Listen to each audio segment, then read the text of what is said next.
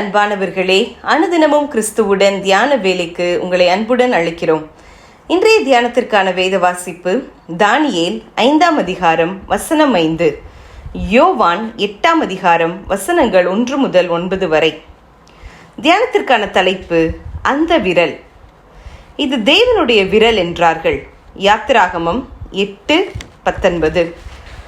உங்கள் கையை விரித்து பாருங்கள், கடவுளுடைய ஆச்சரியமான படைப்பின் இன்னொரு பக்கம் விளங்கும். ஒரு உள்ளங்கை, அதிலிருந்து வெளிநீளும் 5 விரல்கள், ஒவ்வொன்றும் ஒவ்வொரு நிலையில் ஆரம்பித்து வேறுபட்ட அளவுகளில் நீண்டு தனித்துவமாகவே இருக்கின்றன. ஒவ்வொரு விரலும் நமக்கு அவசியம். சின்ன சின்ன எலும்பு துண்டுகள் பொருத்தப்பட்டு 2-3 இணைப்புகளை கொண்ட இந்த விரல்களின் அசைவுகள் மிகவும் நுணுக்கமானது. உடம்பில் உள்ள எல்லா உறுப்புகளிலும் அதி கூடியதும் வேகமானதுமான அசைவை கொண்டவை நமது விரல்கள்தான். இத்தனை வல்லமையான விரல்களுக்காக ஆண்டவருக்கு நன்றி சொல்லியிருக்கிறோமா? அடுத்து, விரல் நுனி மிகவும் உணர்ச்சி மிக்கது. அது தொடும்போது அந்த ஸ்பரிசம் துன்ப துயரம் வியாதி வேதனையோடு இருக்கும் பிறருடைய இருதயத்தையே தொடத்தக்க வல்லமையுள்ளது. இப்படிப்பட்ட நமது விரல்களை நாம் பொல்லாப்புகளுக்கும் அசூசிகளுக்கும் பயன்படுத்தலாமா? விரல் நுனியில் அழகான நகங்கள். இவை இல்லாவிட்டால் விரல்கள் பலமாக இயங்கவே முடியாது. இந்த விரல் நகங்களை அலங்காரம் செய்வதில் எத்தனை ஆவல்!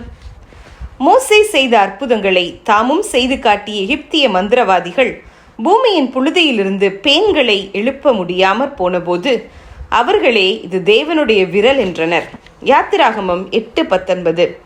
சீனாய் மலையிலே தேவன் கற்பலகைகளாகிய சாட்சியின் பலகைகளிலே தம் விரலினாலேயே கற்பனைகளை எழுதி கொடுத்தார். யாத்திராகமம் 31:18. இயேசுவானவர் தமது விரலினால் தரையில் குனிந்து எழுதிய அந்த நேரத்தில்தானே குற்றவாளியாய் நின்ற பெண்ணுக்கு ஆக்கினை தீர்ப்பு செய்ய ஆயத்தமாய் நின்றவர்கள் தங்கள் கைகளில் இருந்த கல்லை போட்டுவிட்டு கலைந்து போனார்கள். யோவான் 8:6. புகழ்பெற்ற பெல்ஷாத்சார் ராஜா வெற்றி களிப்பில் மிதந்திருந்த போது ஒரே நிமிடத்தில் அவனை கலங்கடித்ததும் இந்த மனுஷ கைவிரல்கள்தான். இந்த கைவிரல் எழுதிய எழுத்துக்கள் சாதாரணமானது அல்ல. ஒவ்வொரு எழுத்துக்கும் அர்த்தம் உண்டு. ஒரு எழுத்தை தவறவிட்டால் அல்லது எழுத்தில் தவறுவிட்டால் அது பாஷையே மாற்றி போடும். மனிதன் புரிந்து கொண்டு முன்னடக்க வேண்டிய வழிகளை எடுத்துரைக்கும் ஆணிதான் எழுத்து. அடுத்தது, விரல் எழுதும் எழுத்தின் வல்லமை. இது ஒரு மனிதனையும் எழுப்பும், ராஜ்யங்களையும் வீழ்த்தும். இத்தனை வல்லமையான ஆயுதத்தை கர்த்தர் நமக்கு தந்திருக்க இன்று நாம் எழுதுவதையே தொலைத்து விட்டோம். எழுதுவோம். விரல் எழுதும் எழுத்தை பொல்லாப்புக்கு பயன்படுத்தாமல் அக்கிரமங்கள் பயந்தோடுவதற்கும் சத்ரு நடுநடுங்கவும் பயன்படுத்தலாமே. ஜெபம் செய்வோமா? அன்பின் தேவனே, பிரமிக்கத்தக்க அதிசயமாய் எங்களை உண்டாக்கினீர்.